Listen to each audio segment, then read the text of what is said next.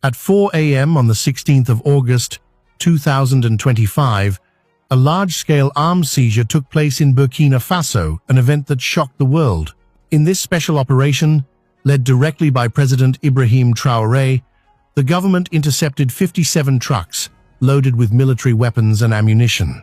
The discovery left everyone asking, who were these weapons for, and who is pulling the strings behind it? The bust happened in the Canary region near the border with Togo. During a routine patrol, border guards spotted something unusual, a long convoy moving slowly along the border late at night at an hour when the area is normally silent. The convoy's size and strange timing immediately raised red flags. Captain Moussa Kabore, the border commander, quickly alerted senior officials. Initial intelligence suggested the trucks were carrying humanitarian aid, but something felt wrong. Who delivers aid shipments at midnight? And why take back roads instead of the main route? President Traoré didn't hesitate. Realizing the danger, he called Special Forces Commander General Ibrahim Traoré and issued a clear but cautious order. Intercept that convoy, but be careful. This could be more than just smuggling. The special forces moved swiftly, setting up a covert ambush along the convoy's route. Drones and helicopters tracked the trucks from above. At 4 a.m., the operation began. The road was blocked just as the convoy arrived. Taken by surprise, the drivers tried to escape, but within minutes, they were captured. When the first truck was opened, the team was stunned. Beneath sacks disguised as aid supplies were AK-47 second, M16 second, rocket launchers, grenades, everything you would expect in a full military arsenal, and every truck was the same. Captain Kabore immediately called the president. "Mr. President, you won't believe this. These trucks are packed with enough weapons to equip an entire army." Calme but résolute, President Traoré replied, "Secure everything, do not lose a single bullet, and make those drivers talk. We must know who is behind this. Someone is preparing for war in Burkina Faso." The scale of the operation and the sheer amount of firepower involved prove this is no small-time smuggling ring. The question now is, who is planning what and why? The investigation unfolds. The captured driver, Marc-Antoine Zongo, was the first to break. Shaking with fear, he finally spoke. "They told us we were hauling agricultural machine parts. We were to drop them off at a warehouse in Togo, and from there, they would be shipped overseas." But as investigators dug deeper, the story unraveled. What came to light was staggering. Most of the drivers truly had no idea what they were transporting. But the organizers, they knew exactly what they were doing. Each truck had been dispatched from a different location, at different times, using different routes. They only joined up just before crossing the border, a deliberate move to avoid suspicion. By the second day, investigators uncovered even more disturbing details. Burkina Faso's intelligence team managed to recover partial serial numbers on the weapons, even though many had been filed off. Using advanced forensic technology, they traced the weapons to surprising sources. Some were leftovers from the Libyan civil war. Others had been used in Yemen. And some were brand new, straight from the factory, never fired once. The total value of the haul, over $700 million. That raised the most pressing question: who had the kind of money to fund this, and what were they planning? President Ibrahim Traoré immediately called an emergency meeting of the National Security Council. The full inventory of the seized arsenal was laid out on the table: 25,000 AK-47 second, 10,000 M16 second, 13 million rounds of ammunition, 70,000 hand grenades, 2,500 rocket launchers, 400 anti-aircraft missiles, and 50 tons of explosives. Defense Minister General Sadou was stunned. "This isn't just a shipment," he said. "With this firepower, you could invade an entire country." Interior Minister Husseini Coré added grimly, "If these weapons had reached the wrong hands, Burkina Faso would be in chaos right now. Terror groups could have launched a long-term insurgency." Worse, this could have fueled a full-blown coup. President Traoré stood and addressed the room. This is not random. This is part of a much bigger plan to destabilize our country, just like Libya, Syria, and Yemen. But we are not asleep. We have just stopped something huge. Then, Commandant Ouedraogo, head of intelligence, delivered another bombshell. Mr. President, one of the drivers just gave us a name. The weapons were headed to secret warehouses in Ouagadougou. That's where they were going to be distributed. Without hesitation, President Traoré ordered, launch a full-scale operation in Ouagadougou. Search every suspicious warehouse. Find out who is waiting for these weapons. And most importantly, trace the money. Follow the finances. That's where the truth will come out. This was no ordinary smuggling case. It was an attempt to ignite a war from the shadows. And Traoré might have stopped it just in time. The next day, at dawn, Operation Storm began in the capital. Simultaneous raids were conducted at 23 different addresses. Weapons were discovered in 17 warehouses. Among those arrested were familiar names: former ministers, retired generals, wealthy businessmen, and even foreign diplomats. Their common trait? Open opposition to the Traoré administration. By the fourth day, the investigation took a shocking turn. One of the arrested suspects, a prominent businessman named François Bongo, cracked under pressure. His confession hit like a thunderclap. Barely able to speak, he admitted, this wasn't just about weapons. The plan was set in motion months ago. Foreign powers promised us their support. The goal was clear: overthrow President Traoré and install a pro-Western puppet government. President Traoré leaned forward and asked the million-dollar question. Which foreign powers? Bongo hesitated. Then, trembling, he revealed, the planning meetings were held in Accra. Some delegates came from Abidjan. The instructions came from Paris. And we got the green light from Washington. The room fell into stunned silence. No one moved. Calmly, President Traoré said, go on, and Bongo laid it all out. Here was the plan. The plan was chilling.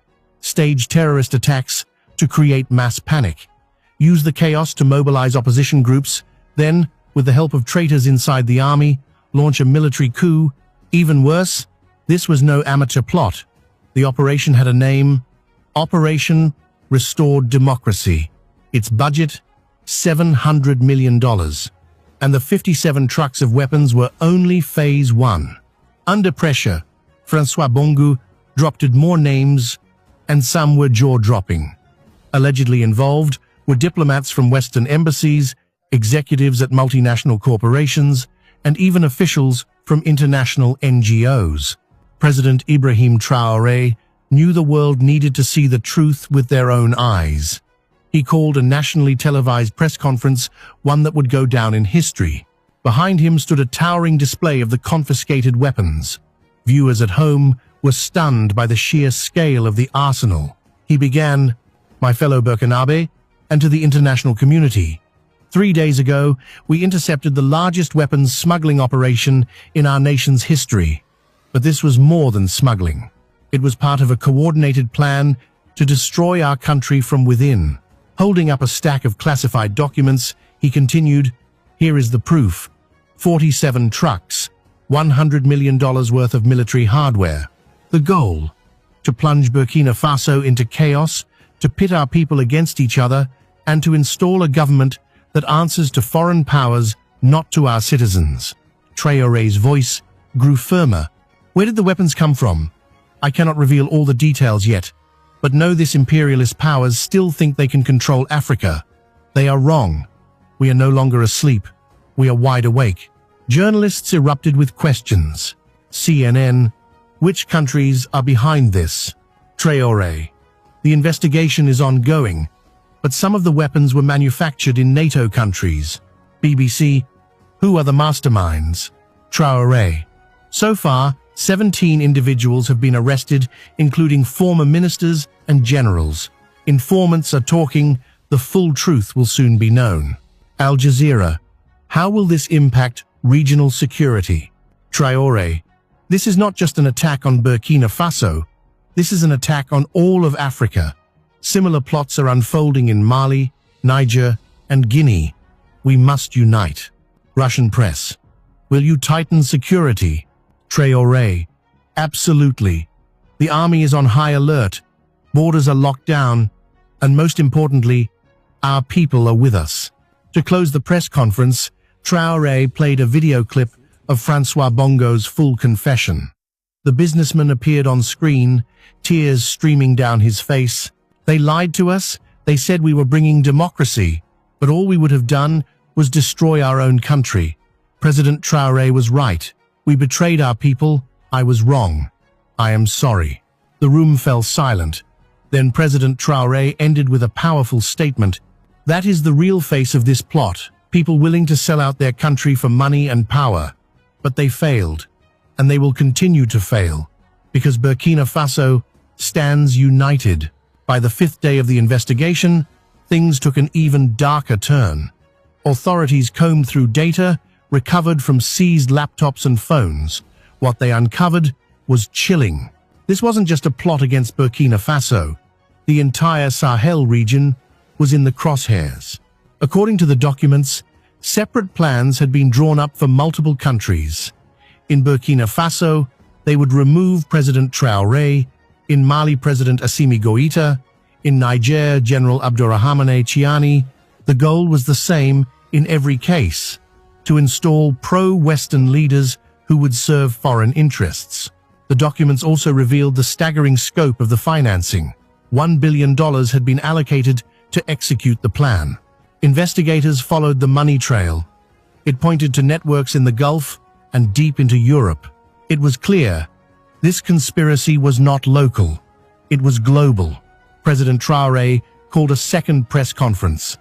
This time, his tone was fierce, his message unfiltered. The masks are off.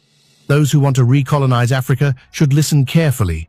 We are the grandchildren of Thomas Sankara, and we will not kneel to anyone. He held up a new set of documents, a revelation that stunned the room. They had already drawn up the names of a new government, a full list of ministers, departments, even their first policy actions. This wasn't just planning, they were ready to take power. Look at the arrogance. Then he delivered his final words. They divided up our ministries before even toppling our government. But they forgot one thing. The people of Burkina Faso own this land, not them. Among the newly detained suspects were several foreign nationals, 3 French citizens, 2 British, 1 American, and 2 Israelis. All carried diplomatic passports, but none of them were actual diplomats. Their arrests ignited a global diplomatic firestorm. Western governments immediately demanded their release. But President Traoré stood firm. Having a diplomatic passport does not give you permission to commit crimes on our soil. On day 6, the accused were brought to court. The charges were grave: attempting to overthrow the state, organizing a terrorist group, weapons trafficking, and even treason.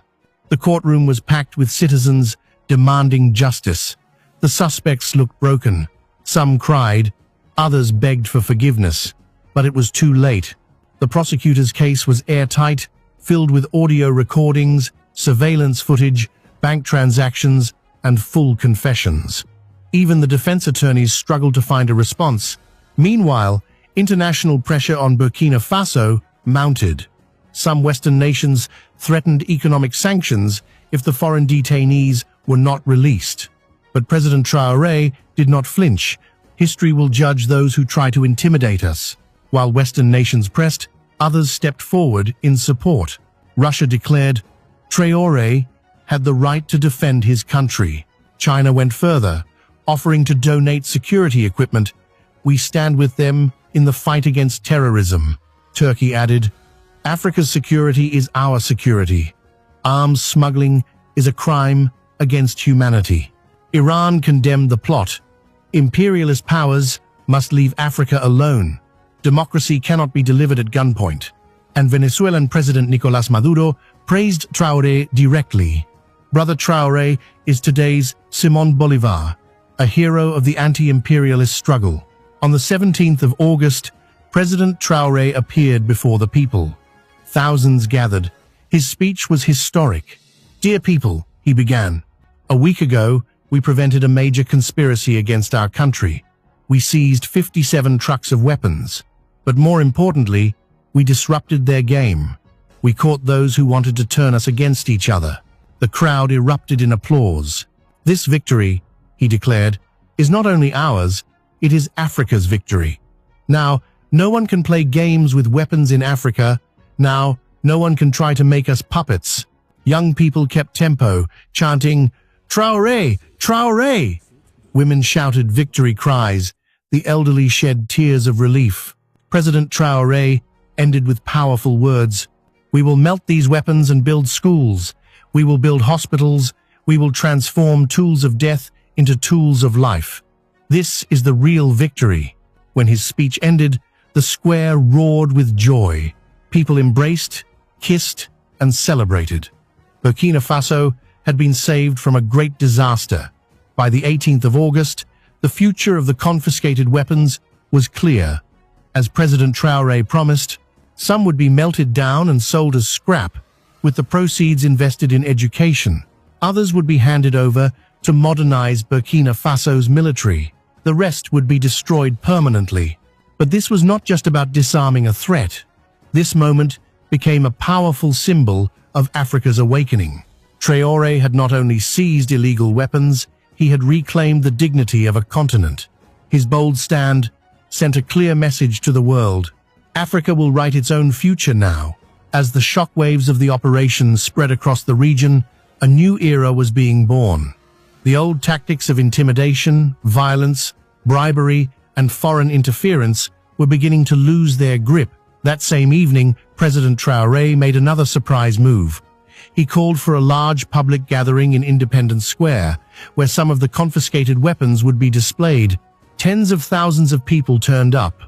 Many were in disbelief at the towering piles of rifles, rockets, and grenades.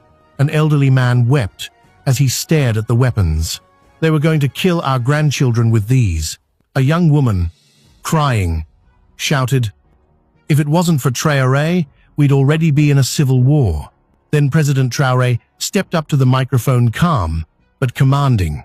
President Traoré declared, "This was the future our enemies had planned for us, but we stayed alert, we stayed united, and we won." Then he made a bold promise that brought the crowd to its feet. "With the money we earn from melting these weapons, we will build 100 new schools, 50 health clinics, and 1,000 kilometers of irrigation canals. Tools of death will become projects of life." As the crowd erupted in applause, a giant cauldron was rolled onto the stage. In front of the nation and the world, the first rifle was dropped into the fire. The metal melted, then was poured into a mold. "The first thing we are forging," Traoré said, "is a school bell. And every morning, when our children hear it ring, they will be hearing the sound of peace." The scene made headlines worldwide. International observers were stunned. A United Nations representative called it a first in African history, the literal transformation of weapons into peace symbols. The African Union's special envoy added, "Traoré did not just seize weapons. He changed the direction of Africa's future. Now, the entire continent was watching and ready to follow." The conspiracy unravels. Meanwhile, back in court, confessions from the defendants kept pouring in, and the details were darker than anyone had imagined. What began as a plot against Burkina Faso turned out to be part of a massive regional conspiracy. The origin of the weapons was finally confirmed. The arms had started in Eastern Europe, passed through Libya, and were smuggled south into the Sahel. At each border, intermediaries, bribes, and corrupt officials smoothed the way. It wasn't just trafficking, it was a full-blown organized crime network. President Traoré handed the evidence to Interpol, triggering a wave of international arrests. Assets were frozen, warrants were issued. The global web of arms dealers and political saboteurs was beginning to unravel. The story was no longer just about Burkina Faso, it was about an entire continent saying enough. A new legacy. With leaders like Traoré rising and with people standing behind them, Africa was stepping out of the shadows of foreign control and into its own future. From weapons to school bells, from fear to unity, from silence to resistance. From now on, Every year, this day would be celebrated as National Awakening and Victory Day. In every school across Burkina Faso, students would learn the story. The lessons of courage, unity, and resistance would be passed down generation after generation. In his final speech of the operation, President Traoré proclaimed, "This victory proves that Africa no longer needs to rely on anyone else. We can defend ourselves, we can shape our own future, and most importantly, when we stand together, we are unstoppable. Not by guns, not by bribes, not by lies." He didn't just shut down a massive arms trafficking network, he flipped the script for the entire continent.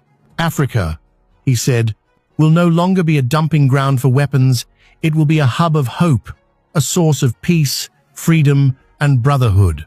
That was the true miracle of this mission, not the seizure of 57 trucks filled with weapons, but the winning of 57 million hearts. And those hearts? They are now beating for freedom, beating for independence, and beating for Africa. And as this historic story shows us, the struggle for freedom is not over. It is just beginning. If you believe in Africa's awakening, if you stand for truth, justice, and independence, then be part of this journey. Subscribe to our channel, hit the like button, and share this story with the world. Together, let's make sure the voice of Africa is heard loud and clear.